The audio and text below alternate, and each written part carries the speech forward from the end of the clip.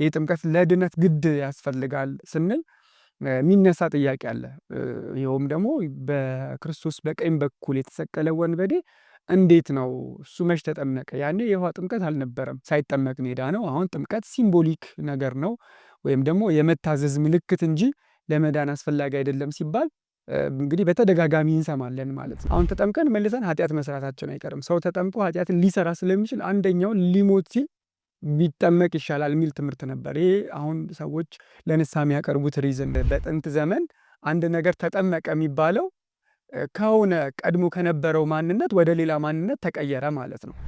አሁን የንስሐ ብገባ ነገ መልሼ ኃጢአት መስራቴ መልሼ ማደፌ አይቀርም። አሁን ብቆሽሽ አሁን ብነጻ መልሼ መቆሸሽ አይቀርም። ስለዚህ አንደኛን አጠራቅሜ ንስሐ ብገባ ይሻላል የሚሉ ሰዎች አሉ። በጥንቷ ቤተክርስቲያን ደግሞ ይህንን ምክንያት የሚያቀርቡት ወይም ደግሞ እንደዚህ አይነት ሪዝን የሚያቀርቡት ለጥምቀት ነበር ማለት ነው።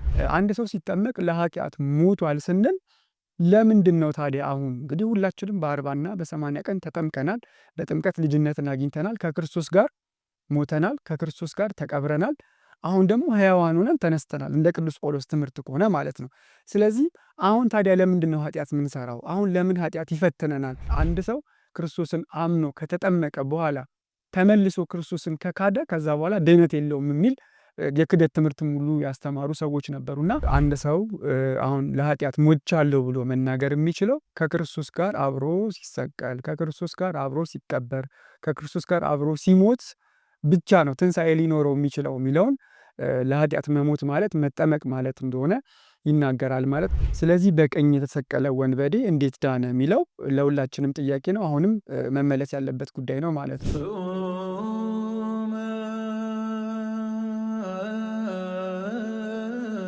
በስመ አብ ወወልድ ወመንፈስ ቅዱስ አሐዱ አምላክ አሜን። የእግዚአብሔር ቤተሰቦች እንደምንቆያችሁ፣ በዚህ ቪዲዮ ላይ የሮሜ መልእክት ምዕራፍ 6ን እንማማራለን። ሁላችሁም ምዕራፍ 6ን አንባችሁ እንደጠበቃችሁን ተስፋ አደርጋለሁኝ። እንግዲህ በሮሜ መልእክት ምዕራፍ 5 ላይ ቅዱስ ጳውሎስ አዳምና ክርስቶስን እያነጻጸረ በአዳም ምክንያት ሁላችንም ኃጢአተኞች ሟቾች እንደሆንን በክርስቶስ ምክንያት ደግሞ ሕይወት ዘላለማዊ ሕይወትን ማግኘታችንን በአንድ በደል ምክንያት ፍርድ ለኩነኔ ወደ ሰው ልጆች ሁሉ እንደመጣ በአንድ ጽድቅ ወይም በክርስቶስ ጽድቅ ምክንያት ደግሞ ሕይወት ዘላለማዊ ሕይወት ጸጋ ስጦታ ወደ ሰው ልጆች ሁሉ መምጣቱን፣ ስለ ጻድቅ ሰው የሚሞት በጭንቅ ሊገኝ ይችላል፣ ነገር ግን ስለ ኃጢአተኛ የሚሞት መገኘቱን እኔ እንጃ ብሎ ቅዱስ ጳውሎስ ክርስቶስ እኛ ኃጢአተኛ ሳለን ስለኛ መሞቱን፣ ይሄውም ደግሞ እግዚአብሔር ለኛ ያለውን ጥልቅ ፍቅር የሚያሳይ ስለመሆኑ ክርስቶስንና አዳምን እያነጻጸረ ይናገራል ማለት ነው። እንግዲህ የሮሜ መልእክት ምዕራፍ 5 የመጨረሻው ማጠቃለያ ቅዱስ ጳውሎስ ኃጢአት በበዛበት የእግዚአብሔር ጽድቅ ወይም ጸጋ ከመጠን ይልቅ መብዛቱን ይናገራል ማለት ነው። ይኸውም ደግሞ እንግዲህ አሕዛብም አይሁድም በሕግና ያለ ሕግ በድለዋል። ይኸውም ደግሞ በሮሜ መልእክቱ ቅዱስ ጳውሎስ ምዕራፍ 1 ላይ አሕዛብ ሕግ የላቸውም፣ ግን ያለ ሕግ እግዚአብሔርን መበደላቸውን ጣዖትን ማምለካቸውን እንደዚሁ ደግሞ ሕግ አለን የሚሉትም ደግሞ አይሁዳውያን እግዚአብሔርን በሕጋቸው መበደላቸውን ሌሎቹን አታድርጉ የሚሉትን እነሱ ራሳቸው እያደረጉ እግዚአብሔርን መበደላቸውን ሁሉም ኃጢአተኛ ነው፣ ሁሉም በደለኛ መሆኑን እና የእግዚአብሔር ጽድቅ ወይም ድህነት ወደ ሰው ልጆች የመጣው እግዚአብሔር የሰው ልጅ ስለሚወደው እንጂ እኛ ዲዘርቭ ስለምናደርግ ወይም ስለሚያደርጉ አለመሆኑን ይናገራል ማለት ነው። እንግዲህ የሮሜ መልእክት ምዕራፍ 6 መግቢያ ይህንን ትምህርት ለሚሰሙ ሰዎች ወይም ደግሞ ኃጢአት በበዛበት የእግዚአብሔር ጸጋ ከመጠን ይልቅ በዛ የሚለው ትምህርት ለሚሰሙት ሰዎች ጥያቄ የሚፈጥር ነው። ምን አይነት ጥያቄ ሊፈጥር ይችላል? ስለዚህ አሁን የእግዚአብሔር ጸጋው እንዲበዛ አሁን በኃጢአት መጽናት አለብን ወይም ደግሞ አንድ ሰው የበለጠ ኃጢአት በሰራ ቁጥር የበለጠ የእግዚአብሔር ጸጋ ይገለጣል የሚለውን ሊያስብና ይሄ ጥያቄ ሊፈጠርበት ይችላል። ስለዚህ ቅዱስ ጳውሎስ በሮሜ መልእክቱ ምዕራፍ 6 ለዚህ ጥያቄ መልስ በመስጠት ነው የሚጀምረው። እንግዲህ ምን እንላለን? የእግዚአብሔር ጸጋ እንዲበዛ በኃጢአት ጸንተን እንኑር ይልና አይደለም፣ ለኃጢአት የሞትን እኛ ደግሞ እንዴት አድርገን በእሱ እንኖራለን ይላል። ለኃጢአት ሞተናል። ስለዚህ ለኃጢአት ስለሞትን ተመልሰን እንዴት ኃጢአት እንሰራለን? መቼ ነው ደግሞ ለኃጢአት የሞት ነው ብለው ጥያቄ የሚያቀርቡ ከሆነ ቅዱስ ጳውሎስ እዛው ዝቅ ብሎ ከክርስቶስ ጋር አንድ እንድንሆን የተጠመቅን ሁላችን ከሞቱ ጋር አንድ እንደሆንን አታውቁምን ይላል። ስለዚህ ጥምቀት ማለት ለኃጢአት መሞት ማለት መሆኑ እኛም ደግሞ አሁን ለኃጢአት ስለሞትን ተመልሰን እንዴት ኃጢአት እንሰራለን ብሎ ቅዱስ ጳውሎስ ይናገራል ማለት ነው። እና ስለዚህ ለኃጢአት መሞትን ከጥምቀት ጋር አገናኝቶ ነው በሰፊው በሮሜ መልእክቱ ምዕራፍ 6 ላይ ያብራራው። እንግዲህ ይሄ ብዙ ጥያቄዎችን ሊያስነሳ ይችላል። አንደኛ አሁን እኛ የተጠመቅን ሁላችን ኃጢአትን ደጋግመን እንሰራለን። ስለዚህ ለምንድን ነው ኃጢአት የምንሰራው? አንዴ ኦልሬዲ ለኃጢአት በጥምቀት ከሞትን ኃጢአት አሁን ለምን ይስማማናል? አሁን ኃጢአት ለምን እንሰራለን የሚለውን በዚህ ቪዲዮ እንመለከታለን። ከዛ ውጭ ቅዱስ ጳውሎስ ጥምቀት እዚህ ጋር ብሎ የተናገረው የውሃ ጥምቀት ነው ወይስ ሌላ ጥምቀት ነው? የመንፈስ ጥምቀት የሚባል አለ ወይ? በውሃና በመንፈስ ጥምቀት መካከል ያለው ልዩነት ምንድን ነው? ይህ ጥምቀት ለሰው ልጆች መዳን እጅግ በጣም አስፈላጊ ነው ወይ? ግድ ነው ወይ? አንድ ሰው ካልተጠመቀ አይድንም ወይ? እንደዛ ካልን ደግሞ በክርስቶስ በቀኝ የተሰቀለው ወንበዴ እንዴት ዳነ የሚለውን በዚህ ቪዲዮ ላይ እንመለከታለን ማለት ነው።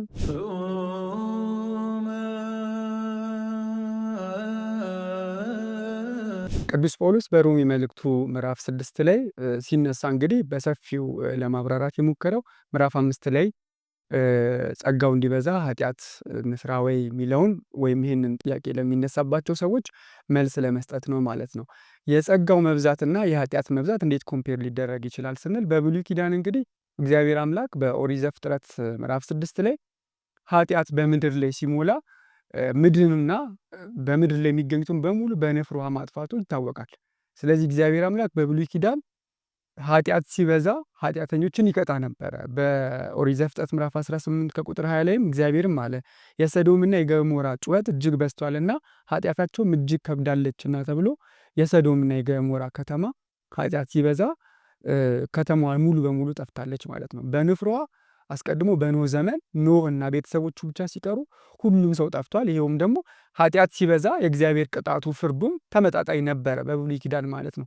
በሐዲስ ኪዳን ግን ቅዱስ ጳውሎስ አሁን ኃጢአት ሲበዛ በምድር ላይ ኃጢአት ሲሞላ ኤክስፔክት የሚደረገው የሚጠበቀው ነገር የእግዚአብሔር ፍርዱ እንዲመጣ ነበረ። ይልቁኑ ጸጋው ከመጠን ይልቅ በዛ አለ። እኛ ኃጢአተኞች ስንሆን ክርስቶስ ወደዚች ምድር መምጣቱን በመናገር ይጀምራል ማለት ነው። ስለዚህ የሮሜ መልእክት ምዕራፍ 6 መጀመሪያው ይህንን ትምህርት ለሚሰሙ ሰዎች የእግዚአብሔር ጸጋ የበለጠ እንዲጨምርና እንዲበዛ አሁን ደግሞ በኃጢአት ጽኑ ወይም በኃጢአት ኑሩ እያልኩኝ ግን አይደለም። እንግዲህ ምን እንላለን? ጸጋው እንዲበዛ በኃጢአት እንጽና እያልኩኝ ነው አይደለም ይልና ሁላችን ለኃጢአት መሞታችንን ለኃጢአት የሞትን እኛ እንግዲህ ደግሞ እንዴት ተመልሰን ወደ ኃጢአት እንመለሳለን ብሎ ይናገራል። ይኸው ምን ማለት ነው? አሁን በአዲስ ኪዳን ሁላችንም ለኃጢአት ሞተናል። እንዴት ነው? መቼ ነው ለኃጢአት የሞት ነው ካልን ደግሞ ከጥምቀት ጋር ሁላችንም ከክርስቶስ ጋር አንድ እንድንሆን የተጠመቅን ከሞቱ ጋር አንድ እንደሆናችሁ አታውቁምን ብሎ ቅዱስ ጳውሎስ መጠመቅን ለኃጢአት መሞት መሆኑን ክርስቶስ እንደተሰቀለ፣ ክርስቶስ እንደሞተ፣ ክርስቶስ እንደተቀበረ፣ ክርስቶስ እንደተነሳ አንድ ሰው ሲጠመቅ ከክርስቶስ ከስቅለቱ ከሞቱ ከትንሣኤው ጋር እንደሚተባበር ቅዱስ ጳውሎስ ይናገራል። ሞትን በሚመስል ሞቱ ከእሱ ጋር ከተባበረን ትንሣኤውን በሚመስል ትንሣኤው ከእርሱ ጋር እንተባበራለን። ክርስቶስ ሞቶ ተቀብሮ እንዳልቀረና በሦስተኛው ቀን ሞትን ድል አድርጎ እንደተነሳ እኛም ደግሞ ለኃጢአት ሞተን ከክርስቶስ ጋር ሕያዋን ሆነን እንነሳለን። ስለዚህ አሁን መጠመቅ ማለት ከክርስቶስ ከሞቱ ከመቃብሩና ከትንሣኤው ጋር መተባበር መሆኑን ቅዱስ ጳውሎስ ይናገራል ማለት ነው።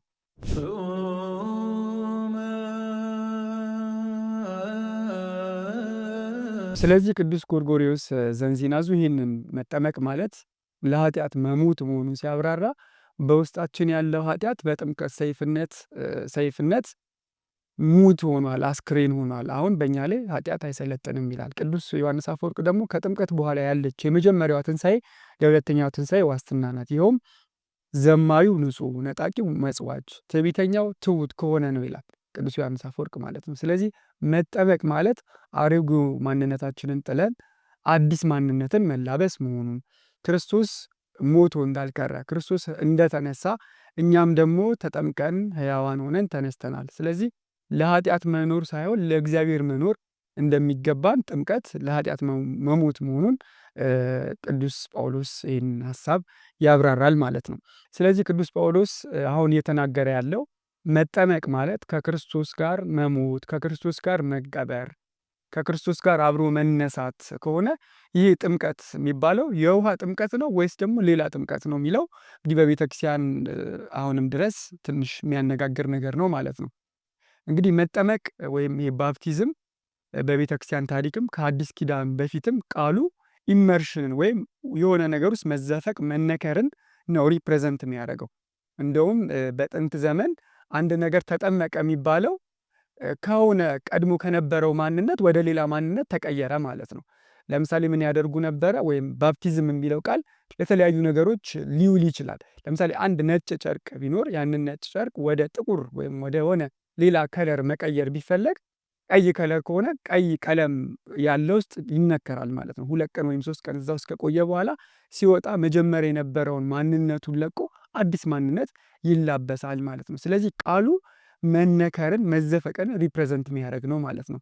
ቅዱስ ጳውሎስም ይህንን ቃል የተጠቀመው ወይም ደግሞ ከክርስቶስ ጋር አንድ እንድንሆን የተጠመቅን ሁላችን ከሞቱ ጋር አንድ እንድንሆን ተቀብረናል ይላል። ስለዚህ መሞትን የክርስቶስን ሞቱን የክርስቶስን መቀበሩን ሪፕሬዘንት የሚያደርገው አንድ ሰው በውሃ ወደ ውስጥ ሲገባ ከሞቱ ጋር ይተባበራል። ከዛ ውስጥ ደግሞ ሲወጣ ክርስቶስ ሞትን ድል አድርጎ መነሳቱን ይወክላል ማለት ነው። ስለዚህ ቅዱስ ጳውሎስ እዚህ ጋር ከክርስቶስ ጋር አብሮ መሞት፣ ከክርስቶስ ጋር አብሮ መቀበር፣ ከክርስቶስ ጋር አብሮ መነሳት የሚለው ወይም ከሞቱ ጋር መጠመቅ ማለት ከሞቱና ከትንሣኤው ጋር መተባበር ነው ያለው የውሃን ጥምቀት ሪፕሬዘንት የሚያደርግ ነው። እንግዲህ የሚነበብላቸው ሰዎች አሕዛብና አይሁድ ናቸው። ሁሉም ጥምቀት ሲባል አይምሯቸው ላይ የሚመጣው በውሃ ያለውን ጥምቀት ነው። ከዛ ውጪ ይሄ ጥምቀት የውሃ ጥምቀት መሆኑን የምንረዳበት ሌላኛው አንድ ማስረጃ ቅዱስ ጳውሎስ ከክርስቶስ ጋር አንድ እንድንሆን የተጠመቅን ሁላችን ከሞቱ ጋር አንድ እንደሆንን በሞቱ ተቀበርን ይላል። ስለዚህ ስለ ራሱ ጥምቀት እያወራ ነው ማለት ነው። ለኃጢአት መሞት ማለት ከክርስቶስ ጋር አብሮ መጠመቅ ነው። እኛም ከክርስቶስ ጋር ተጠመቅን ማለት ከሞቱና ከትንሣኤው ጋር ተባበርን ማለት ነው ብሎ ስለ ራሱ ጥምቀት ተናግሯል። ይኸውም ደግሞ በሐዋርያት ሥራ ምዕራፍ 9 ላይ ቅዱስ ጳውሎስ እንዴት እንደተጠመቀ ስናይ ቅዱስ ጳውሎስ የተጠመቀው ጥምቀት የውሃ ጥምቀት ነው። በሐዋርያት ሥራ ምዕራፍ 9 ከቁጥር 17ና 18 ላይ ሐናንያም ሄዶ ወደ ቤቱ ገባ፣ እጁንም ጭኖበት ወንድሜ ሳኦል ሆይ ጌታ እርሱንም በመጣህበት መንገድ የታየ ኢየሱስ ነው፣ ደግሞ ታይ ዘንድና መንፈስ ቅዱስም ይሞላብህ ዘንድ ላከኝ አለ። ወዲያውም እንደ ቅርፊት ያለ ከዓይኑ ወደቀ። ያን ጊዜም ደግሞ አየ፣ ተነስቶም ተጠመቀ ይላል። ቅዱስ ጳውሎስ ከደማስቆ ሲመለስ እንግዲህ ዓይኑ ታውሮ ነበረ ማለት ነው። የሆነ ሞራ ነገር ጋርዶት ነበር። ከዛ ክርስቶስ ለሐናንያ ተገለጠለትና ወደ ጳውሎስ እንዲሄድ አዘዘው። ወደ ጳውሎስ ከሄደ በኋላ ሐናንያ እጁን ሲጭንበት ከቅርፊት የሚመስል ነገር ከዓይኑ ከቅዱስ ጳውሎስ ላይ ተነሳ ማለት ነው። ከዛ ቅዱስ ጳውሎስም ማየት ቻለ፣ ተነሳም ተጠመቀም ይላል። እንግዲህ ለመጠመቅ ማየት አለበት ምን እየተደረገ እንደሆነ ለማወቅ ውሃ ውስጥ ስለሚነከር። ከዛም ውጭ ደግሞ ተነሳ፣ ተነስቶም ተጠመቀ ይላል። ስለዚህ ጥምቀት መንፈስ ቅዱስን ልጅነት የሚያስገኝ ነው። ሁላችን ከክርስቶስ ጋር ተጠምቀናል ሲል ይሄ ጥምቀት ስለሌላ ጥምቀት ሳይሆን የውሃን ጥምቀት ሪፕሬዘንት የሚያደርግ ነው ማለት ነው። በቤተ ክርስቲያን ውስጥ የውሃና የመንፈስ ጥምቀት የሚል የተለያየ ነገር የለም።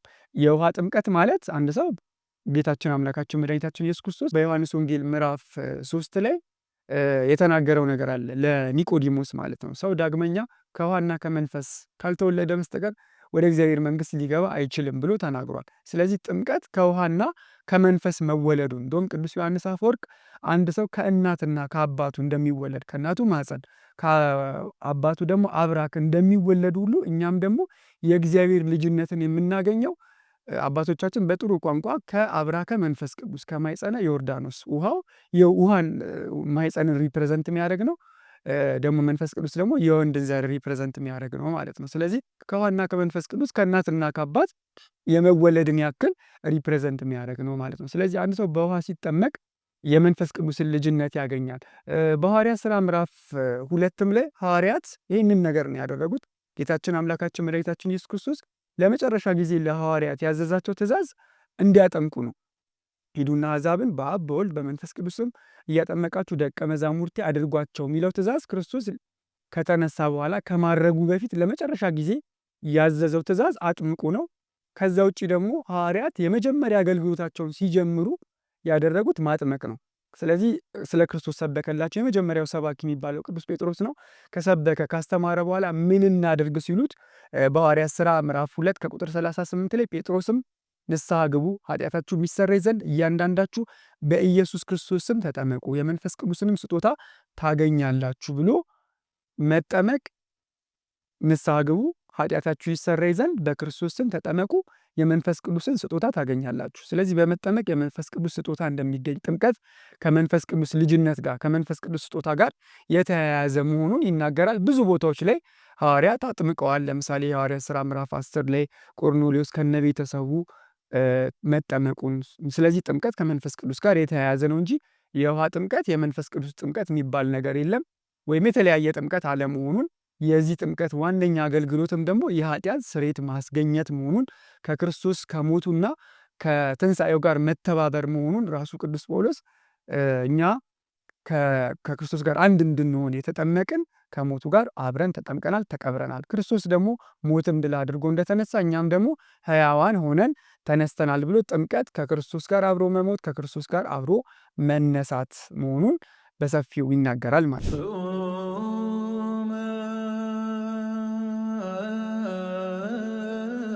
ስለዚህ ቅዱስ ጳውሎስ አንድ ሰው አሁን ለኃጢአት ሞቻለሁ ብሎ መናገር የሚችለው ከክርስቶስ ጋር አብሮ ሲሰቀል፣ ከክርስቶስ ጋር አብሮ ሲቀበር፣ ከክርስቶስ ጋር አብሮ ሲሞት ብቻ ነው ትንሣኤ ሊኖረው የሚችለው የሚለውን ለኃጢአት መሞት ማለት መጠመቅ ማለት እንደሆነ ይናገራል ማለት ነው። ሐዋርያትም ይሄ እንግዲህ ቅዱስ ጳውሎስ የሚናገረው ጥምቀት ሐዋርያት ያስተማሩት ጥምቀት ክርስቶስም ለኒቆዲሞስ ሰው ደግመኛ ከውሃና ከመንፈስ ካልተወለደ ካልተጠመቀ በስተቀር የእግዚአብሔርን መንግሥት አያይም ብሎ ስለተናገረው ጥምቀት እንደሆነ በግልጽ የሚታወቅ ነገር ነው ማለት ነው። በቤተ ክርስቲያን ታሪክም እንግዲህ ሐዋርያት ያንን ሲያደርጉ ነበር። የሐዋርያነ አበውም ቤተ ክርስቲያን የመንፈስ ቅዱስን ልጅነት ለማሰጠት እና የኃጢአት ስርየት እንዲገኝበት ስታጠምቅ ኖራለች ማለት ነው። እና ብዙ ጊዜ እንግዲህ ይሄ ቅዱስ ጳውሎስም የተናገረው ምዕራፍ 6 ላይ ስለ ጥምቀት መናገሩን ይህ ጥምቀት ለድነት ግድ ያስፈልጋል ስንል የሚነሳ ጥያቄ አለ። ይኸውም ደግሞ በክርስቶስ በቀኝ በኩል የተሰቀለ ወንበዴ እንዴት ነው እሱ መች ተጠመቀ? ያኔ የውሃ ጥምቀት አልነበረም፣ በመስቀል ላይ ነበረ። እነሆ በመንግስት በመጣ ጊዜ አስበኝ አለ፣ አመነ፣ ዛሬ በገነት ከኔ ጋር ትኖራለህ ተባለ። ስለዚህ በቀኝ የተሰቀለ ወንበዴ ሳይጠመቅ ሜዳ ነው። አሁን ጥምቀት ሲምቦሊክ ነገር ነው ወይም ደግሞ የመታዘዝ ምልክት እንጂ ለመዳን አስፈላጊ አይደለም ሲባል እንግዲህ በተደጋጋሚ እንሰማለን ማለት ነው። ስለዚህ በቀኝ የተሰቀለ ወንበዴ እንዴት ዳነ የሚለው ለሁላችንም ጥያቄ ነው። አሁንም መመለስ ያለበት ጉዳይ ነው ማለት ነው። እና በቀኝ የተሰቀለው ወንበዴ ሳይጠመቅ ነው የዳነው ካለን ይሄ እንግዲህ ተጠምቋል። የመጀመሪያው መጠመቅ ማለት ቅዱስ ጳውሎስ ባብራራው ሀሳብ መሰረት መጠመቅ ማለት ከክርስቶስ ጋር ከሞቱና ከትንሣኤው ጋር አብሮ መተባበር ማለት ነው። እና የሰውዬ ፊዚካሊ አምኖ ከክርስቶስ ጋር አብሮ ሞቷል ማለት ነው። ስለዚህ ከክርስቶስ ከሞቱ ጋር ተባብሯል። አቤቱ በመንግስት በመጣ ጊዜ አስበኝ ብሎ በመናገሩና የሞተውም ከክርስቶስ ጋር በመሆኑ ይሄ ጥምቀት ሆኖ ሊቆጠርለት ይችላል። ከዛ ውጭ ደግሞ ለሐዋርያት መንፈስ ቅዱስ ገና አልወረደላቸውም። ቤተክርስቲያን ኦፊሻላዊ አገልግሎት የጀመረው መንፈስ ቅዱስ ከወረደላቸው በኋላ ነው፣ በበዓለ ሃምሳ ማለት ነው። እነ ቅዱስ ጴጥሮስም ማጥመቅ ማስተማር የጀመሩት መንፈስ ቅዱስ ከወረደላቸው በኋላ ነው ማለት ነው። እና ይሄ ሰውዬ ደግሞ ገና እንግዲህ ክርስቶስ በመስቀል ላይ ነው ያለው። እሱም ደግሞ ሌላ እንግዲህ ወርዶ ለመጠመቅ ሌላ መልካም ስራ ለመስራት የሆነ ነገር ለማድረግ ጊዜ አልነበረውም ማለት ነው። ያለችው አንደበቱ ምላሱ ብቻ ናት። ስለዚህ ክርስቶስን አምኗል፣ ተቀብሏል፣ በመንግስት በመጣ ጊዜ አስበኝ ብሏል። በዚህ ምክንያት እንግዲህ ይሄ በጥምቀት ሆኖ ይቆጠርለታል ማለት ነው። እና ኤክሰፕሽናል ነገሮች በቤተ ክርስቲያን አሉ። ሰው በእምነት ብቻ ይድናል ቢሉ ሰዎች ኤክሰፕሽናል ነገሮችን አይቀበሉም። ወይም ደግሞ በቀኝ የተሰቀለው ወንበዴ ኤክሰፕሽናሊ የዳነው ሲባል አይ ኤክሰፕሽናል የሚባል ነገር የለም ሊሉ ይችላሉ። ለዚህ ብዙ ማስረጃ ማንሳት እንችላለን። ለምሳሌ የአእምሮ ሕሙማን አሁንም ክርስቶስን ሊያምኑና ሊቀበሉ አይችሉም። በተለያየ ምክንያት ማገናዘብ የማይችሉ ሰዎች፣ ኦቲስቲክ የሆኑ ሰዎች፣ እንደዚህ አይነት ሰዎች ሰው የግዴታ አምኖ ተምሮ ከሆነ የሚጠመቀው እንዴት ሊድኑ ይችላሉ ማለት ነው። ስለዚህ በቤተክርስቲያን ኤክሰፕሽናል ነገር አለ። ሰማዕታት ለምሳሌ ስለ ክርስቶስ ብለው ደማቸውን ቢያፈሱ ያ የደም ጥምቀት ሆኖ ሊቆጠርላቸው ይችላል ማለት ነው። ከዛ ውጭ እንግዲህ ይሄ ሰው በብሉይ ኪዳን የነበረ ሰው ስለሆነ እንደ ማንኛውም በብሉይ ኪዳን እንደነበረም ሰው ድኗልም ማለት እንችላለን ማለት ነው። በዚህ ምክንያት በቀኝ የተሰቀለ ወንበዴ ሳይጠመቅ ነው የዳነው? ሳይጠመቅ አይደለም የዳነው፣ ከክርስቶስ ጋር አብሮ ሞቷል። ከክርስቶስ ጋር አብሮ ከሞተ ደግሞ አብሮ ይነሳል ማለት ነው። ስለዚህ ይሄ በዚህ መልኩ ሊታይ የሚገባው ጉዳይ ነው ማለት ነው።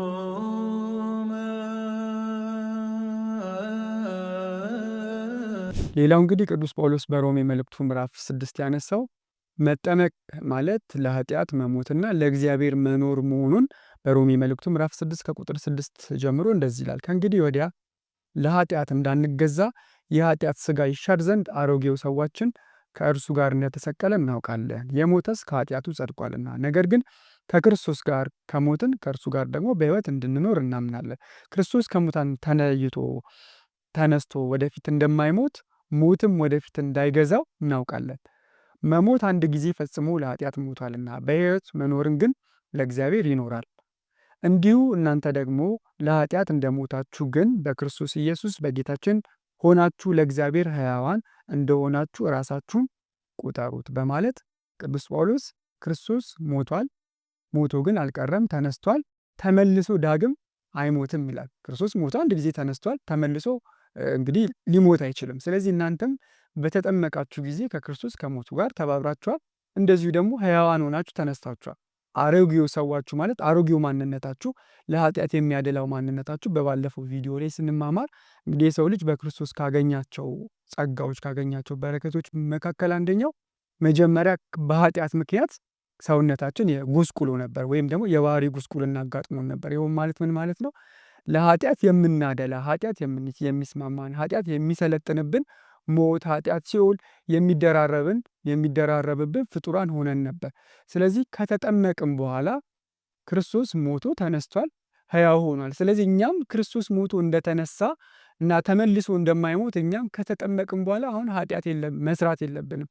ለኃጢአት አሮጌው ሰዋችሁ ሞቶ አዲስ ማንነት ይዛችሁ አዲስ ተፈጥሮ ይዛችሁ ተነስታችኋል። ስለዚህ ለእግዚአብሔር ሕያዋን እንደሆናችሁ ራሳችሁን ቁጠሩ እንጂ ለስጋ ወይም ለኃጢአት በሞተ ስጋችሁ ላይ ተመልሳችሁ አሁን ደግሞ ኃጢአትን አትስሩ፣ በደልን አትስሩ በማለት ቅዱስ ጳውሎስ ይናገራል። በሌላ ቦታም ላይ በኤፌሶን መልእክቱ ምዕራፍ 4 ከቁጥር 22 ላይ ፊተኛ ኑሯችሁን እያሰባችሁ እንደሚያታልል ምኞት የሚጠፋውን አሮጌውን ሰው አስወግዱት ይላል።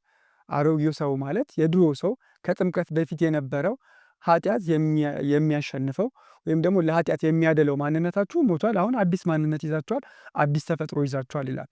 በቆላሲስ መልእክቱ ምዕራፍ 3 ላይ፣ በገላትያ መልእክቱ ምዕራፍ 5 ላይ ቅዱስ ጳውሎስ የስጋ ስራ እያለ የሚናገራቸው ከኃጢአት በፊት አንድ ሰው ከመጠመቁ በፊት ለኃጢአት የሚያደላ ማንነት አለው። ያ ደግሞ ለስጋ ስራ ወይም ደግሞ ለስጋ ምኞት የሚገዛ ነበረ። አሁን ግን ከተጠመቃችሁ በኋላ የመንፈስን ፍሬ ወይም ደግሞ ሰላምን፣ ደስታን፣ ርኅራኄን፣ ትዕግስትን፣ ቸርነትን፣ የዋህነትን፣ ራስን መግዛትን እነዚህ ሁሉ አዲስ ማንነት ናቸው። ክርስቶስን ልበሱት። አሮጌው ሰዋችን ተሰቅሏል ከክርስቶስ ጋር ይላል። ይህም ምንድነው? ለኃጢአት የሚያደለው ማንነታችን በጥምቀት አማካኝነት ተሰቅሏል፣ ሞቷል ማለት ነው። አሁን ሕያዋን ሆናችሁ አዲስ ፍጥረት ሆናችሁ የመንፈስን ፍሬ በጎን ስራ መስራት እንደሚጠበቅብን ቅዱስ ጳውሎስ በተለያየ በሌሎች መልእክታቱም ይናገራል ማለት ነው። እንግዲህ አንድ ሰው ሲጠመቅ ለኃጢአት ሞቷል ስንል ለምንድን ነው ታዲያ? አሁን እንግዲህ ሁላችንም በ40ና በ80 ቀን ተጠምቀናል። በጥምቀት ልጅነትን አግኝተናል። ከክርስቶስ ጋር ሞተናል፣ ከክርስቶስ ጋር ተቀብረናል። አሁን ደግሞ ሕያዋን ሆነን ተነስተናል፣ እንደ ቅዱስ ጳውሎስ ትምህርት ከሆነ ማለት ነው። ስለዚህ አሁን ታዲያ ለምንድን ነው ኃጢአት የምንሰራው? አሁን ለምን ኃጢአት ይፈትነናል ካለም ይህ እንግዲህ በቤተክርስቲያን ብዙ ጥያቄዎችን የሚያስነሳና በቤተክርስቲያን አባቶች ዘንድ በቤተክርስቲያንም ታሪክ በብዙ አይነት መንገድ ስለ ጥምቀት በብዙ አይነት መንገድ ትምህርት ነበረ ማለት ነው። እና በቤተክርስቲያን አንድ ሰው ተጠምቆ ኃጢአት ይሰራል ብሎ አያስቡም ነበር። ወይም ደግሞ ተጠምቄ እንዴት ኃጢአት ሰራለሁ ብለው ጥምቀትን ያዘገዩ ነበር። እና እንደውም በቤተክርስቲያን ታሪክ እነ ቅዱስ ባስልዮስ እነ ቅዱስ ዮሐንስ አፈወርቅ አብዛኞቹ የቤተክርስቲያን አባቶች በጣም ሌትሊ ነው የተጠመቁት። ማለት በጣም ዘግይተው ነው የተጠመቁት። እና ዘግይተው የተጠመቁበት ዋነኛው ምክንያት አንድ ሰው ከተጠመቀ በኋላ ኃጢአት ቢሰራ ቢበድል ኃጢአቱ ላይሰረይለት ይችላል፣ ይቅር ላይባል ይችላል የሚል አስተሳሰብ ነበራቸው። በዚህ ምክንያት እንግዲህ እኛ አሁን ተጠምቀን መልሰን ኃጢአት መስራታችን አይቀርም። ሰው ተጠምቆ ኃጢአትን ሊሰራ ስለሚችል አንደኛው ሊሞት ሲል ቢጠመቅ ይሻላል የሚል ትምህርት ነበር። ይሄ አሁን ሰዎች ለንስሐ የሚያቀርቡት ሪዝን ነው። አሁን የንስሐ ብገባ ነገ መልሼ ኃጢአት መስራቴ መልሼ ማደፌ አይቀርም። አሁን ብቆሽሽ አሁን ብነጻ መልሼ መቆሸሽ አይቀርም። ስለዚህ አንደኛን አጠራቅሜ ንስሐ ብገባ ይሻላል የሚሉ ሰዎች አሉ። በጥንቷ ቤተክርስቲያን ደግሞ ይህንን ምክንያት የሚያቀርቡት ወይም ደግሞ እንደዚህ አይነት ሪዝን የሚያቀርቡት ለጥምቀት ነበር ማለት ነው። የጥምቀት አንደኛው አገልግሎት ለኃጢአት መሞት ነው፣ የኃጢአት ስርየት ማስገኘት ነው ብለናል። ስለዚህ አንድ ሰው ከተጠመቀ በኋላ ከመጠመቁ በፊት ያሉት ኃጢአቶች በሙሉ ይሰረዩለታል፣ ለኃጢአት ይሞታል ማለት ነው። እና ከዛ በኋላ ለምሳሌ ቅዱስ ባስልዮስን ብናነሳ ቤተሰቦቹ በጣም የክርስቲያን ቤተሰቦች ናቸው። እናት አባቱ፣ አያቱ ቅድስት መቅዲና፣ ታላቅ እህቱ ቅድስት መቅዲና ትባላለች። በጣም የክርስቲያን ቤተሰቦች ናቸው። ግን ቅዱስ ባስልዮስ የተጠመቀው አቴንስ ዩኒቨርሲቲ 5 ዓመት ሄዶ ተምሮ መጥቶ ከዛ ደግሞ ወደ ግብፅ በረሃ ሄዶ ስለ ገዳማት ስለ ሥርዓተ ምንኩስና አንብቦ አጥንቶ እሱ ራሱ ለመመንኮስ ሲወስን የተጠመቀው ማለት ነው። እና ግን ይህ ትክክል አለመሆኑን ራሳቸው እነ ቅዱስ ዮሐንስ አፈወርቅም እነ ቅዱስ ባስልዮስም ተናግረዋል ማለት ነው። ቅዱስ ባስልዮስ ጥምቀት ማለት የድህነት መነሻ እንጂ መዳረሻ አይደለም። አንድ ሰው ከተጠመቀ በኋላ ኃጢአት ሊሰራ ይችላል ይላል። እንደውም ቅዱስ ዮሐንስ አፈወርቅ ከተጠመቃችሁ በኋላ ኃጢአት ብትሰሩ ተስፋ እንዳትቆርጡ ሁለተኛ ጥምቀት አለላችሁ ይላል። ይህ እንግዲህ ጥምቀት ይደገማል ማለት ሳይሆን ሁለተኛዋም ጥምቀት የውሃ ጥምቀት ሳይሆን የንስሐና የእንባ ጥምቀት ነው። ስለዚህ ተስፋ እንዳትቆርጡ እንግዲህ ጥምቀት ስለማይደገም ብለው ነው ጥምቀትን ያዘገዩ የነበረው።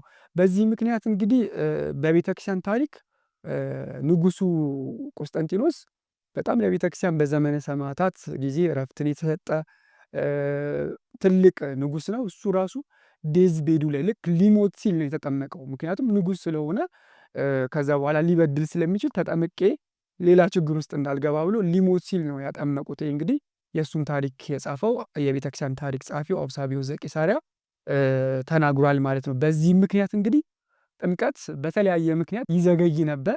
የሚዘገይበት ሪዝን ግን ጥምቀት ለድህነት አያስፈልግም ከሚል ሀሳብ ሳይሆን አንድ ሰው እንዴት ተጠምቆ ኃጢአት ይሰራል? ቅዱስ ጳውሎስ ደግሞ የተጠመቅን ሁላችን ለኃጢአት ሞተናል ለእግዚአብሔር ደግሞ ሕያዋን ነን ስለሚል ለእግዚአብሔር ሕያው በሆነው ማንነታችን ጥምቀት ስለማይደገም እንዴት ተመልሰን ኃጢአት እንሰራለን ብለው ጥምቀትን ያዘገዩ ነበረ ማለት ነው። ከዛ ውጪ እንግዲህ ጥምቀት ይዘገይበት የነበረው ሁለተኛው ምክንያት አንድ ሰው ከተጠመቀ በኋላ ሞርታል ሲን የሚባሉ አሉ። በጣም ከባድ የሚባሉ ኃጢአቶችን ከሰራ የሚሰጠው በቤተክርስቲያን ቀኖና በጣም ከባድ ነበር፣ ቀኖናው ማለት ነው። ለምሳሌ ሞት የገደለ ሰው ቢሆን አንደኛ፣ ሁለተኛ ደግሞ ዝሙትን የሰራ ሰው፣ ሶስተኛ ደግሞ ክርስቶስን የካደ ሰው። እንደውም ኖቫሽያን ሄሬሲ የሚባል ነበር። አንድ ሰው ክርስቶስን አምኖ ከተጠመቀ በኋላ ተመልሶ ክርስቶስን ከካደ ከዛ በኋላ ድህነት የለውም የሚል የክህደት ትምህርት ሙሉ ያስተማሩ ሰዎች ነበሩና ስለዚህ በክህደት በሞትና በዝሙት ኃጢአት በከፍተኛ ኃጢአት ወንጀል ውስጥ የወደቁ ሰዎች በቤተክርስቲያን ይሰጣቸው የነበረው ቀኖና ትንሽ ከበድ ያለ ነበረ። ለምሳሌ ምን ይደረግ ነበር? ከስጋው ደግሞ ለረጅም ጊዜ እንዲርቁ ይደረግ ነበር። አንዳንዶቹ እንደውም የቤተክርስቲያን አጥር ላይ እንዲቆሙ።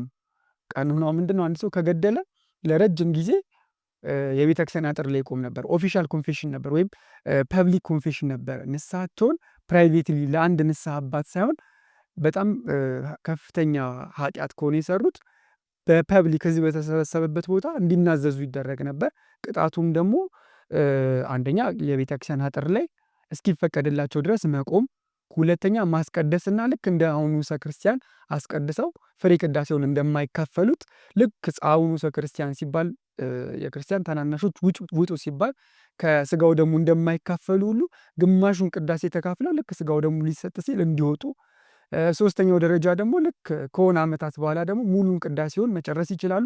ስጋው ደግሞ መቀበል እንዳይችሉ ይደረግ ነበር ለተወሰነ ጊዜ ማለት ነው። ይሄ እስከ 10 ዓመት ድረስ ሊደርስ ይችላል አንዳንድ ጊዜ ማለት ነው። አንዳንዶቹ ደግሞ ኃጢአታቸው በጣም ከፍተኛ ከሆነ ልክ እስኪሞቱ ድረስ ተጠብቆ ሊሞቱ ሲሉ ነበር ስጋው ደግሞ ያቀብሏቸው የነበረው ማለት ነው። ይሄውም እንግዲህ ተጠምቆ አንድ ሰው እንግዲህ በከፍተኛ ኃጢአት ውስጥ ከተያዘ ወይም ደግሞ እንደዚህ አይነት አሰቃቂ ኃጢአት ከሰራ ይቅር ላይባል ይችላል ወይም ደግሞ ትንሽ ቀኖናውንም በመፍራት ጥምቀትን ያዘገዩ ነበር ማለት ነው። እና ይህንን እንግዲህ የቤተክርስቲያን አባቶች በተለያየ ምክንያት አስተምረዋል ማለት ነው፣ ወይም ትክክል እንዳልሆነ ተናግረዋል። ለምሳሌ ቅዱስ አምብሮንስ የተባለ የቤተክርስቲያናችን አባት ቤተክርስቲያን የተመሰረተችው ኃጢአተኛንና ኃጢአትን በሰይፍ ቆርጦ ጥሎ ለማጥፋት አይደለም፣ ይልቁኑ በንስሐና በእንባ ኃጢአተኞችን ለማጠብ ነው።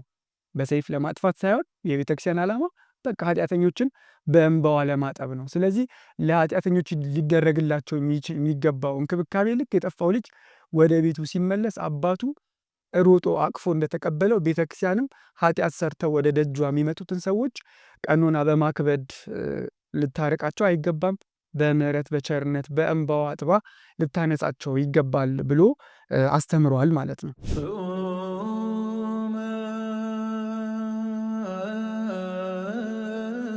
ስለዚህ ቅዱስ ጳውሎስ በሮሜ መልእክቱ ምዕራፍ 6 ከቁጥር 11 ላይ እንዲሁም እናንተ ደግሞ ለኃጢአት እንደሞታችሁ ግን በክርስቶስ ኢየሱስ በጌታችን ሆናችሁ ለእግዚአብሔር ሕያዋን እንደሆናችሁ ራሳችሁን ቁጠሩት። አሁን ስትጠመቁ ለኃጢአት ሞታችኋል። ስለዚህ ለኃጢአት ሞታችሁ ለእግዚአብሔር ሕያዋን ናችሁ ይላል እና አሁን ለኃጢአት ሕያዋን ከሆንን ከተጠመቅን በኋላ ለምን ኃጢአት እንሰራለን? ለምን በደል እንሰራለን ስንል ቅዱስ ዮሐንስ አፈወርቅ የጥምቀት ዋነኛ ዓላማ ነፃ ፈቃድን ማጥፋት ሳይሆን የቀደመ ኃጢአትን የቀደመ በደልን ማጥፋት ነው ይላል። ስለዚህ በጥምቀት ከክርስቶስ ጋር አብሮ መሞት ሲባል አንድ ሰው ኃጢአት ሰርቶ ሊሆን ይችላል፣ በድሎ ሊሆን ይችላል። አርዩ ማንነቱ ለኃጢአት የሚያደለው ማንነቱ ሲጠመቅ ይሞታል። ይሄ ማለት ግን ነፃ ፈቃዱ ይመለስለታል ማለት ነው እንጂ ከዛ በኋላ ኃጢአት እንዳይሰራ ይሆናል፣ ነፃ ፈቃዱን ያጣል ማለት አይደለም ማለት ነው። ቅዱስ ቄርሎስ ዘኢየሩሳሌምም ጥምቀት ያለፈን ኃጢአት እንጂ ወደፊት የሚሰራን ኃጢአት አያጠፋም ይላል። ስለዚህ በዚህ ምክንያት አንድ ሰው ከተጠመቀ በኋላ ኃጢአት ቢሰራ ንስሐ አለለት፣ በንስሐ ሳሙና መታጠብ አለበት እንጂ አንደኛዬን አከማችቼ እጠመቃለሁ ማለት ትክክል አይደለም። ቅዱስ ጎርጎርዮስ ዘእንዚናዙም ይህንን ትክክል እንዳልሆነ አንድ ሰው አንዴ ሳይሆን ንጹህ መሆን ያለበት ሁልጊዜ ንጹህ ነው መሆን ያለበት። ሊሞት ሲል የሚጠመቅ ከሆነ አንዴ ልጅ ሊሆን ይችላል፣ አንድ ጊዜ ልጅነትን ሊያገኝ ይችላል፣ አንድ ጊዜ ከኃጢአት ሊነጻ ይችላል። ግን ደግሞ መሆን ያለበት ሁልጊዜ ንጹህ ሆኖ ሁልጊዜ ቅዱስ ሆኖ መኖር ነው ያለበት። ስለዚህ ጥምቀት የድህነት መጀመሪያ ነው እንጂ የድህነት ፍጻሜ አይደለም። አንድ ሰው ከተጠመቀ በኋላ ኃጢአት ሊሰራ ይችላል፣ ሊበድል ይችላል። ሁለተኛው ጥምቀት የተባለው በቅዱስ ዮሐንስ አፈወርቅ አነጋገር ንስሐ ነው። ስለዚህ በንስሐና በእንባ ታጥቦ ወደ ቀደመ ማንነቱ ወደ ቀደመ ጽድቁ መመለስ አለበት እንጂ ጥምቀት የሰው ልጅ ነፃ ፈቃድ እንደማያጠፋ ተጠምቆም አንድ ሰው ኃጢአትን ሊሰራና ሊበድል እንደሚችል የቤተክርስቲያን አባቶች ተናግረዋል። ቅዱስ ጳውሎስም ያለው ራሳችሁን ለእግዚአብሔር ሕያዋን እንደሆነ ቁጠሩት ነው። ናችሁ ሳይሆን ተጠምቃችኋል። ስትጠመቁ ለኃጢአት ሞታችኋል። ለኃጢአት እንደሞተ ሰው አንድ ሰው ራስን ቁጠር ማለት ሞታል ማለት አይደለም። ለምሳሌ ሰው ፊልም ሲሰራ ሞቶ እንግዲህ ሊሰራ ይችላል። ያ ግን ሞቷል ማለት አይደለም። ስለዚህ ለኃጢአት ሞተናል ስንል እውነት ለኃጢአት እንደሞተ ሰው ሲጠመቅ ራሱን አስቦ ጽድቅን መስራት በጎ ስራን መስራት አለበት። ለእግዚአብሔር ሕያው እንደሆነ ራሱን መቁጠር አለበት እንጂ በሞተው ማንነቱ ላይ ለኃጢአት ሞቶ አሁን ደግሞ ተመልሶ ለኃጢአት መገዛት የለበትም የሚለውን ቅዱስ ጳውሎስ በሰፊው ይናገራል ማለት። ሌላው እንግዲህ ቅዱስ ጳውሎስ በሮሜ መልእክቱ ምዕራፍ 6 ከቁጥር 12 ላይ ሰውነታችንን ለጽድቅ ወይም ለመልካም ስራ የጦር ዕቃ አድርጋችሁ አቅርቡት ይላል። በሮሜ መልእክቱ ምዕራፍ 6 ከቁጥር 12 ላይ እንግዲህ ለምኞቱ እንድትታዘዙ በሚሞት ስጋችሁ ኃጢአት አይንገስ፣ ብልቶቻችሁንም የአመፃ የጦር ዕቃ አድርጋችሁ ለኃጢአት አታቅርቡ። ትእዛዝ ነው ማለት ነው። አታቅርቡ። ነገር ግን ከሙታን ተለይታችሁ በሕይወት እንደምትኖሩ ራሳችሁን ለእግዚአብሔር አቅርቡ። ብልቶቻችሁንም ወይም ሰውነቶቻችሁን አካላችሁን ማለት ነው የጽድቅ የጦር ዕቃ አድርጋችሁ ለእግዚአብሔር አቅርቡ ይላል ቅዱስ ጳውሎስ። ሰውነታችሁን ለጽድቅ ለመልካም ስራ የጦር መሳሪያ የጦር ዕቃ አድርጋችሁ አቅርቡት። የጦር ዕቃ ወይም የጦር መሳሪያ ማለት የሆነ ግዳጁን የሚፈጽም ማለት ነው። ስለዚህ በሞተው ማንነታችሁ ላይ ወይም በሚሞት ስጋችሁ ላይ ኃጢአት አይንገስ። ሰውነታችሁን ለኃጢአት ሳይሆን ለጽድቅ የጦር ዕቃ አድርጋችሁ ተጠቀሙት ይላል። ይኸው ማለት ለምሳሌ አንድ ሰው ዓይን አለው፣ አፍንጫ አለው፣ እጅ አለው፣ እግር አለው። እነዚህ ሁሉ ህዋሳቶቹ ናቸው። ስለዚህ በእነዚህ ህዋሳቶቹ ኃጢአት ሲሰራ ወይም በደል ሲሰራ ኃጢአት በሱ ላይ እየነገሰ ነው፣ ወይም ደግሞ ሰውነቱን ራሱን ለማጥፋት እንደ ሱሳይድ እየፈጸመ ነው ማለት ነው። ራሱ ላይ ኃጢአት ሲሰራባቸው በደል ሲሰራባቸው ማለት ነው። ይልቁኑ ግን ሰውነቶቻችሁ ወይም ብልቶቻችሁን ለጽድቅ የጦር መሳሪያ የጦር ዕቃ አድርጋችሁ አቅርቡ በማለት ይናገራል። በአንደኛ ቆሮንቶስ መልእክቱ ምዕራፍ 6 ከቁጥር 19 ላይ ቅዱስ ጳውሎስ ስጋችሁ ከእግዚአብሔር የተቀበላችሁት በእናንተም የሚኖር የመንፈስ ቅዱስ ቤተ መቅደስ እንደሆነ አታውቁምን? በዋጋ ተገዝታችኋል፣ ለራሳችሁ አይደላችሁም። ስለዚህ በስጋችሁ እግዚአብሔርን አክብሩ። በአንደኛ ቆሮንቶስ መልእክቱ ምዕራፍ 3 ከቁጥር 19ም ላይ ማንም የእግዚአብሔርን ቤተ መቅደስ ቢያፈርስ እርሱም ያፈርሰዋል፣ የእግዚአብሔር ቤተ መቅደስ ቅዱስ ነውና ያውም እናንተ ናችሁ። ስለዚህ የሁላችንም ሰውነት የእግዚአብሔር ቤተ መቅደስ ነው ማለት ነው እና ማንም የእግዚአብሔርን ቤተ መቅደስ እንዳያፈርስ ያንን ያፈረሰ ሰው እግዚአብሔር እሱን ያፈርሰዋል፣ ያውም የእናንተ ሰውነት ነው ይላል። ስለዚህ ሰውነታችን የእግዚአብሔር ቤተ መቅደስ ነው። በቤተ መቅደስ ደግሞ በሜሮን ከብረው የሚያገለግሉ ንዋያተ ቅድሳት አሉ። ለምሳሌ ጽዋው አንድ ጊዜ በሜሮን ከከበረ በኋላ ለሌላ አገልግሎት አይውልም። ጻሕሉም የክርስቶስ ሥጋ የሚፈተትበት ነው፣ ለሌላ አገልግሎት አይውልም ማለት ነው። ስለዚህ በቤተ መቅደስ ያሉት ንዋያተ ቅድሳት ከቤተ መቅደሱ ውጭ ሌላ አገልግሎት እንደሌላቸው እኛም በጥምቀት ሰውነታችን ከብሯል፣ ቅዱስ ሆኗል ማለት ነው። ስለዚህ ዓይናችንን፣ እጆቻችን፣ እግሮቻችን እነዚህ ሁሉ የቤተ መቅደሱ ንዋያተ ቅድሳት ናቸው፣ በሜሮን በጥምቀት የከበሩ ማለት ነው። ስለዚህ እነዚህ ለጽድቅ ለበጎ ስራ መጠቀም የቤተ መቅደሱ አገልግሎት ለትክክለኛው ዓላማ ለጽድቅ ሲውል ማለት ነው። ከዛ ውጭ ግን ለኃጢአት መጠቀም ለኃጢአት የጦር ዕቃ አድርጎ መጠቀም ማለት ቤተ መቅደስን ማፍረስ ማለት ነው። ምክንያቱም እግዚአብሔር ቅዱስ ነው፣ ሊያድር የሚችለው በተቀደሰው ቤተ መቅደስ ነው። በረከሰ ቤተ መቅደስ ኃጢአት በሚሰራበት ቤተ መቅደስ እግዚአብሔር ሊነግስ ስለማይችል እንደውም ርቱዕ ሃይማኖት የተባለ የቤተ ክርስቲያናችን አባት እግዚአብሔር ቅዱስ ስለሆነ የሚያድረው በተቀደሰው ቤተ መቅደስ ውስጥ ነው። ስለዚህ ሰውነታችሁን ቅዱስ አድርጉት፣ ዓይናችሁ መልካም ነገር ይይ፣ ጆሮቻችሁ በጎን ነገር ይስሙ፣ አንደበታችሁም መልካሙን ነገር ይናገሩ፣ እጆቻችሁ እግሮቻችሁ ወደ ተቀደሰው ተራራ ወደ ተቀደሰው ቦታ ይሂዱ። ልክ ቤተ መቅደስን ስናየው ቅዳሴ ይቀደስበታል፣ ሰዓታት ማህሌት በቃ ሲገባ መጣን ነው የሚለው። ስለዚህ የእኛም ቤተ መቅደስ ልክ እንደ እግዚአብሔር ቤተ መቅደስ የአይነት ማንነት የአይነት ፐርሰናሊቲ ያስፈልገዋል ማለት ነው። ካልሆነ ግን ኃጢአት የሚሰራበት ከሆነ ቤተ መቅደስን ማፍረስ ነው። በፈረሰ ቤተ መቅደስ ውስጥ ደግሞ እግዚአብሔር አያድርም። በረከሰው ቤተ መቅደስ ውስጥ እግዚአብሔር ስለማያድር የሚያድሩት አጋንንት ናቸው ይላል ርቱዕ ሃይማኖት። ምክንያቱም አጋንንት ከእግዚአብሔር ጋር መንበር ይፎካከራሉ። መላእክት ለምሳሌ ጠባቂ መላእክት ነው የሚባሉት። መላእክት እኛን ይጠብቁናል እንጂ በእኛ ልብ ውስጥ አያድሩም። ቅዱሳን መላእክት ማለት ነው ይጠብቁናል። ቅዱስ በሆነው ቤተ መቅደስ ውስጥ እግዚአብሔር ያድራል። በረከሰው ቤተ መቅደስ ውስጥ ኃጢአት በሚሰራበት ዝሙት በሚሰራበት ርኩስ በሆነው ቤተ መቅደስ ውስጥ ግን የሚያድረው ከእግዚአብሔር ጋር የሚፎካከሩት አጋንንት ናቸው ወይም ዲያብሎስ ናቸው። ስለዚህ ቅዱስ የሆነውን ቤተ መቅደሳችሁን ንዋያተ ቅድሳታችሁን ሰውነቶቻችሁን በሙሉ ለጽድቅ የጦር መሳሪያ አድርጋችሁ ተጠቀሙባቸው የሚለውን በጣም ደስ የሚል ኮንሰፕት ቅዱስ ጳውሎስ በሮሜ መልእክቱ ይናገራል ማለት ነው።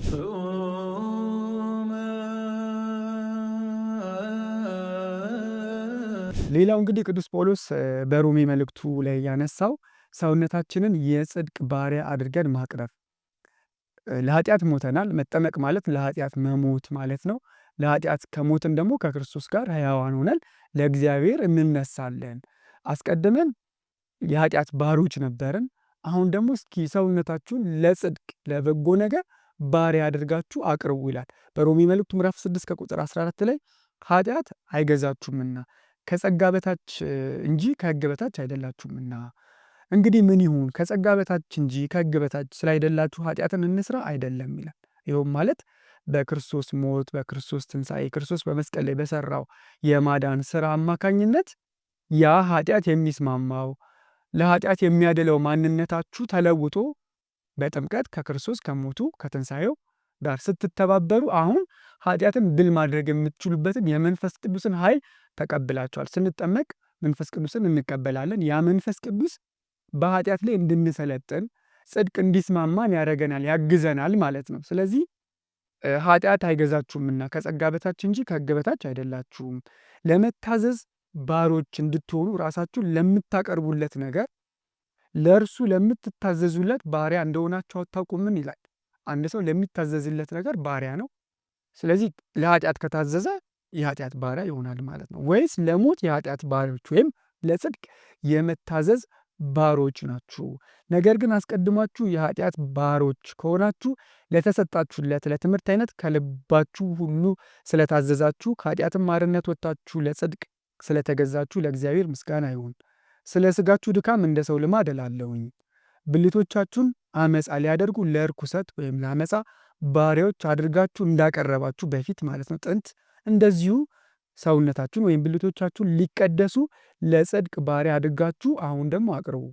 በፊት ለአመፃ ለኃጢአት ሰውነታችሁን ባሪያ አድርጋችሁ አቅርባችኋል። እስኪ አሁን ደግሞ ሰውነታችሁን ለጽድቅ ዓይኖቻችሁን፣ እጆቻችሁን፣ እግሮቻችሁን በቃ የሰውነት አካላችሁን ቤተ መቅደሳችሁን ማለት ነው ለቅድስና ለጽድቅ ባሪያ አድርጋችሁ አቅርቡና ቅዱስ ጳውሎስ እንግዲህ ባሪያ የሚለውን ቃል በጣም ደጋግሞ ሮሜ መልእክት ላይ ይጠቀማል። ሲጀምርም ራሱን እኔ የኢየሱስ ክርስቶስ ባሪያ ሐዋርያ ሊሆን የተጠራ የኢየሱስ ክርስቶስ ባሪያ በማለት ነው የሚናገረውና በሮማን ኢምፓየር በሮማን ግዛት ውስጥ ከ3 ሰዎች አንዱ ባሪያ ነው ይባላል።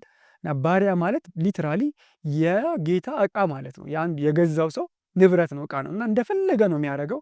እሱ ብቻ አይደለም ባሪያ ከሆነ በኋላ ልጅ ቢወልድ የልጅ ልጅ ቢወልድ ከነ ልጆቹ ለተገዛው ሰው ወይም ደግሞ ለገዛው ሰው ለጌታው ባሪያ ነው ማለት ነው። ስለዚህ ባሪያ ሲል እነሱ በደንብ አይሁዳውያንም ይሁኑ አሕዛብ በሮም ስለሚኖሩ ባርነት ምን እንደሆነ በትክክል ይረዳሉ ማለት ነው። ስለዚህ ሰውነታችሁን ለኃጢአት ባሪያ አድርጋችሁ አታስገዙ። እስከ ዛሬ ድረስ ሰውነታችሁን ባሪያ አድርጋችሁ ለኃጢአት ለአመፃ አስገዝታችኋል። አሁን ደግሞ እስኪ በአዲሱ ማንነታችሁ አሮጌው ማንነታችሁ በጥምቀት ወጥቷል ወይም ደግሞ በጥምቀት ኃጢአት ከነክፉ ምኞቱ ተሰቅሏል ይላል እንደውም ቅዱስ ጳውሎስ በሌላ መልእክቱ ላይ ማለት ነው። ስለዚህ አሁን በአዲሱ ማንነታችሁ ሰውነታችሁን ብልቶቻችሁን ለጽድቅ ለቅድስና ባሪያ አድርጋችሁ አቅርቡ። ይህ እንግዲህ የሰው ልጅ በድነቱ ላይ ምን ያክል ነፃ ፈቃድ እንዳለው ቅዱስ ጳውሎስ በሰፊው የተናገረበት ቦታ ነው። ሰውነታችሁን ለጽድቅ ባሪያ አድርጉ፣ ሰውነታችሁን ለጽድቅ የጦር መሳሪያ አድርጋችሁ አቅርቡ። እንደዛ የምታደርጉ ከሆነ የዘላለም ሕይወትን ታገኛላችሁ። የሮሜ መልእክት የመጨረሻው ሀሳብ የቅዱስ ጳውሎስ እሺ እንደዚህ ያላረጉ ሰዎች ከተጠመቁ በኋላ ኃጢአትን ሰርተው በድለው ንስሐ ሳይገቡ ሰውነታቸውን ለኃጢአት ባሪያ አድርገው ያቀረቡ ሰውነታቸውን ብልቶቻቸውን ለኃጢአት የጦር መሳሪያ አድርገው የተጠቀሙ ሰዎች መጨረሻቸው ምንድን ነው ከተባለ ሞት ነው። ሞት መሆኑን ቅዱስ ጳውሎስ እንዲህ በማለት ይናገራል። አሁን ግን ከኃጢአት አርነት ወጥታችሁ ለእግዚአብሔር ተገዝታችሁ ልትቀደሱ ፍሬ ያላችሁ መጨረሻውም የዘላለም ሕይወት ነው። መልካምን ካረጋችሁ ቅድም ያላቸውን ሰውነታችሁን ለጽድቅ ባሪያ አድርጋችሁ ካቀረባችሁ፣ ለጽድቅ የጦር መሳሪያ አድርጋችሁ ካቀረባችሁ፣ እግዚአብሔር የሚከብርበትን ስራ ከተጠመቃችሁ በኋላ ያንን የምትሰሩ ከሆነ መጨረሻው ምንድን ነው? የዘላለም ሕይወት ነው። ካልሆነስ የመጨረሻው የሮሜ መልእክቱ ምዕራፍ 6 ከቁጥር 23 ማጠቃለያው የኃጢአት ደሞዝ ሞት ነውና የእግዚአብሔር የጸጋ ስጦታ ግን በኢየሱስ ክርስቶስ በጌታችን የዘላለም ሕይወት ነው በማለት ቅዱስ ጳውሎስ የኃጢአት ደሞዝ ሞት መሆኑን በኃጢአት ጸንታችሁ ከኖራችሁ ተጠምቆ እንደተነሳ ሰው ሰውነታችሁን ለመልካም ነገር መጠቀም ካልቻላችሁ መጨረሻ ላይ ኃጢአት ደሞዝ እንዳለው ይኸውም ደግሞ ደሞዙ ሞት መሆኑን ይናገራል። በዚሁም እንግዲህ ቅዱስ ጳውሎስ ስለ ጸጋ ወንጌልን ያስተማረ ተብሎ ይነገራል። ግን ይሄ ጸጋ ነፃ ፈቃድን የሚሽር ላለመሆኑ ክሊር የሆነ ማሳያ ነው ማለት ነው። ሲጀምር ለኃጢአት ሞታችኋል ይላል። ሲያልቅ ደግሞ በሞተው ማንነታችሁ ላይ ኃጢአት አይንገስ። ከነገሰስ ኃጢአት ከሰራንስ በደል ከሰራን ንስሐ ካልገባን ካልተመለስን ሰውነታችንን የኃጢአት ባሪያ አድርገን ከተጠቀምን መጨረሻው የኃጢአት ደሞዙ ሞት ነው በማለት የሮሜ መልእክት ምዕራፍ 6ን ያጠቃልላል ማለት ነው። እንግዲህ የሮሜ መልእክት ምዕራፍ 6 ጥምቀትን በተለየ መልኩ ቅዱስ ጳውሎስ የተመለከተበት ከክርስቶስ ከሞቱ ጋር ከስቅለቱ ጋር ከመቃብሩ ጋር ከትንሣኤው ጋር እንዳነጻጸረው። ስለዚህ እኛ ራሱ ሁለት አይነት ትንሣኤ እንዳለን እንደውም ቅዱስ ጎርጎርዮስ ዘኑሲስም የሰው ልጅ ሁለት ትንሣኤ ያለው ይላል። የመጀመሪያው ትንሣኤ ከጥምቀት በኋላ የሚነሳው ትንሣኤ ነው። ሁለተኛው ትንሣኤ ደግሞ ከሞት በኋላ ክርስቶስ ለፍርድ ሲመጣ የምንነሳው ትንሣኤ ነው። ስለዚህ ለዳግም ምጽአት ላለው ትንሣኤ ዋስትና የሚሆነን የመጀመሪያው ትንሣኤ ነው። ይኸውም ትንሣኤ ደግሞ አንድ ሰው ከተጠመቀ በኋላ ከክርስቶስ ከሞቱና ከትንሣኤው ጋር ከተባበረ በኋላ ክርስቶስ ዳግም አሁን ተነስቶ እንደማይሞት እኛም ከተጠመቅም በኋላ ኃጢአት በደል መስራት እንደሌለብን ሰውነታችንን ለቅድስና የጦር መሳሪያ አድርገን ለጽድቅ ባሪያ አድርገን ማቅረብ እንደሚገባን በመናገር መልእክቱን ያጠቃልላል ማለት ነው።